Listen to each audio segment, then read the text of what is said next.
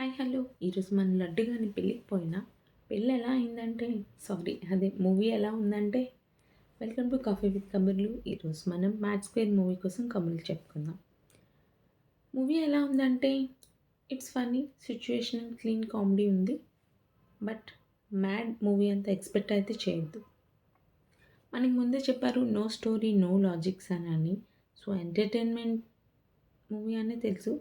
But full 2 hours entertain చేస్తుందా అంటే కొన్ని ప్లేసెస్‌లో వర్క్ అయింది. కొన్ని ప్లేసెస్‌లో మిస్ అయింది.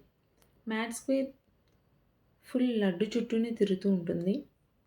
మ్యాడ్ స్క్వేర్ కదా అని మ్యాడ్‌కి డబుల్ ఉంటుంది ఎంటర్టైన్మెంట్ అనుకోవద్దు. మ్యాడ్‌లో హాఫ్ ఉంటుంది.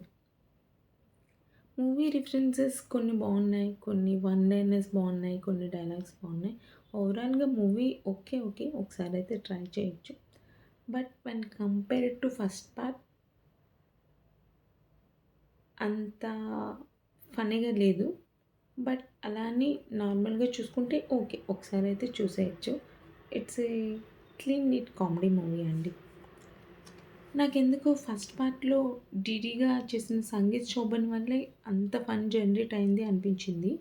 ఫస్ట్ పార్ట్‌లో క్యారెక్టర్స్ వల్ల కూడా రిమైనింగ్ క్యారెక్టర్స్ కూడా వాళ్ళ క్యారెక్టర్సే ఫన్నీగా ఉంటాయి.